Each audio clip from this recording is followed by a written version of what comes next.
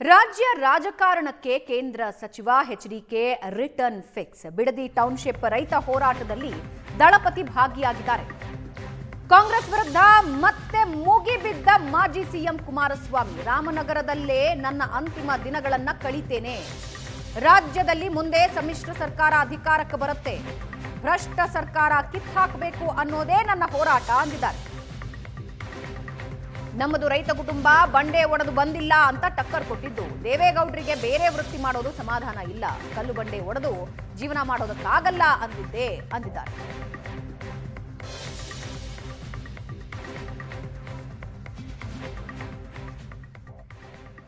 ನಾನು ಮಂಡ್ಯದಲ್ಲಿ ಕಾರ್ಯಕರ್ತರ ಒಂದು ಅಪೇಕ್ಷೆ ಮೇರೆಗೆ ಕಳೆದ ಬಾರಿ ಚುನಾವಣೆಗೆ ನಿಂತಿದ್ದೆ. ನಿಲ್ಲೇಬೇಕು ಅಂತ ಆಟ ಆಡಿದ್ರು, ನಾನು ನಿಲ್ಲಿಸಬೇಕು ಅಂತ ಇದ್ದಿದ್ದು ಪುಟ್ಟರಾಜನ.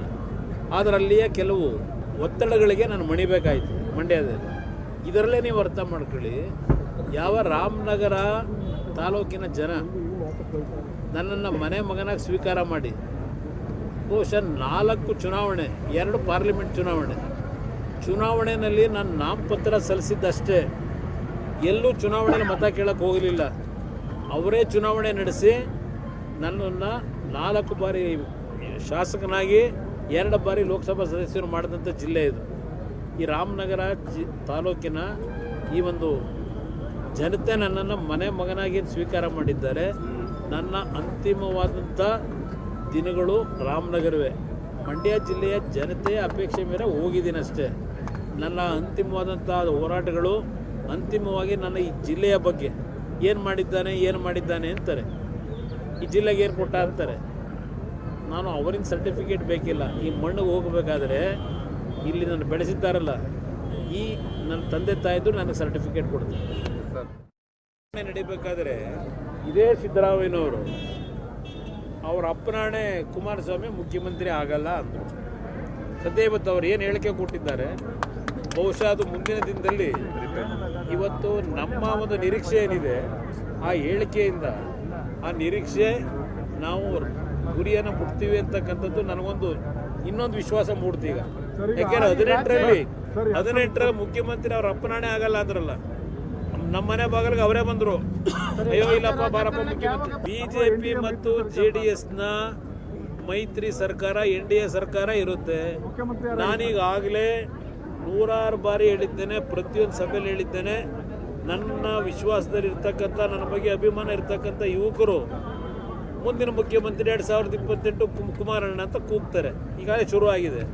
ಆದರೆ ನಾನು ಸಭೆಗಳಲ್ಲಿ ನೇರವಾಗಿ ಹೇಳಿದ್ದೇನೆ, ನಿನ್ನೆ 2 ಲಕ್ಷ ಜನ ಇದ್ದಂಥ ಸಭೆಯಲ್ಲಿ ಹೇಳಿದ್ದೇನೆ, ನಾನು ಮುಖ್ಯಮಂತ್ರಿ ಆಗೋದು ನನಗೆ ಮುಖ್ಯ ಅಲ್ಲ. ಇವತ್ತು ಈ ರಾಜ್ಯದಲ್ಲಿ ನಿಜವಾದ ಜನತಾ ಸರ್ಕಾರ ಬರಬೇಕು. ಇವತ್ತು ನಾಡಿನ ಜನತೆಯ ಸಮಸ್ಯೆಗಳಿಗೆ ಪರಿಹಾರ ದೊರಕತಕ್ಕಂಥ ಸರ್ಕಾರ ತರಬೇಕು. ಇಂಥ ಒಂದು ಭ್ರಷ್ಟ ಕೂಲಗೆಟ್ಟ ಸರ್ಕಾರ ಕಿತ್ತಾಗಬೇಕು ಅನ್ನೋದು ನನ್ನ ಹೋರಾಟ. ನಾಯಕರುಗಳಿದೆ ಇಲ್ಲ, ನಮ್ಮ ಹಳೆ ಸ್ನೇಹಿತ ನನ್ನ ಜೊತೆಲೇ ಇದ್ದಲ್ಲ ಆಗ 2006ರಲ್ಲಿ ಒಬ್ಬ ಬೀದಿಲಿ ಮಾತಾಡ್ತಾರೆ ಬಹಳ. ಈಗ ಬೆಳೆದು ಬಿಟ್ಟಿದ್ದಾರೆ, ಏನು ಆರ್ಥಿಕವಾಗಿ ನಮ್ಗೆ ಚೆನ್ನಾಗಿದ್ದಾರೆ, ಬೆಳೆದು ಬಿಟ್ಟಿದ್ದಾರೆ, ಈಗ ಮಾತನಾಡ್ತಾರೆ ಅಧಿಕಾರದ ದರ್ಪದಲ್ಲಿ. ಅಧಿಕಾರ ಅನ್ನೋದು ಯಾರಿಗೂ ಶಾಶ್ವತವಲ್ಲ ಅಂತಕ್ಕಂಥ ಒಂದು ಸಣ್ಣ ತಿಳುವಳಿಕೆ ಇಲ್ಲದೆ ಇರತಕ್ಕಂಥ ಇವರಲ್ಲಿ. ಒಂದು ನಮ್ಮ ತಂದೆಯವರಿಗೆ ನಾವು ಬೇರೆ ಬೇರೆ ರೀತಿ ವೃತ್ತಿ ಮಾಡೋದು ಅವ್ರಿಗೆ ಸಮಾಧಾನ ಇಲ್ಲ.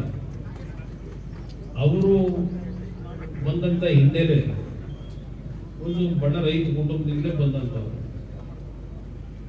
ಅವ್ರು ಯಾವಾಗಲೂ ನಾವು ಹೇಳ್ತಾ ಇದ್ದಂಥದ್ದು, ನಾವೇನಾದರೂ ಕೃಷಿಯನ್ನು ಹೊರತುಪಡಿಸಿ ಬೇರೆ ಏನಾದರೂ ಮಾಡಬೇಕು ಅಂದ್ರೆ, ನೀವು ಬೇರೆ ಸಂಪಾದನೆ ಮಾಡ್ತಕ್ಕಂಥ ಹಣ ಏನಿದೆ ಬೇರೆ ವೃತ್ತಿ ಮಾಡಿ,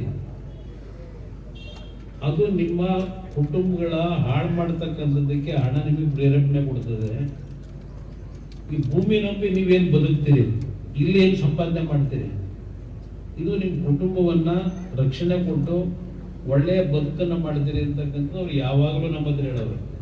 ನಾನು ನನ್ನ ವೃತ್ತಿ ಒಂದು ಸಿನಿಮಾ ಹಂಚಿಕೆದಾರನಾಗಿ ಏನು ಸಂಪಾದನೆ ಮಾಡ್ತಿದ್ದೆ, ಬೆಂಗಳೂರು ಸುತ್ತಮುತ್ತ ಹಲವಾರು ಭಾಗದಲ್ಲಿ ಒಂದು 15-20 ಎಕರೆ ಜಮೀನು ಖರೀದಿ ಮಾಡಬೇಕು ಅಂತೇಳಿ ಹಲವಾರು ವರ್ಷಗಳು ಓಡಾಡಿದೆ. ದೇವನಹಳ್ಳಿ ಭಾಗದಲ್ಲೂ ಓಡಾಡಿದೆ, ಮತ್ತೆ ನಮ್ಮ ಮಾಗಡಿ ಚಂದ್ರಪ್ಪ ಸರ್ಕಲ್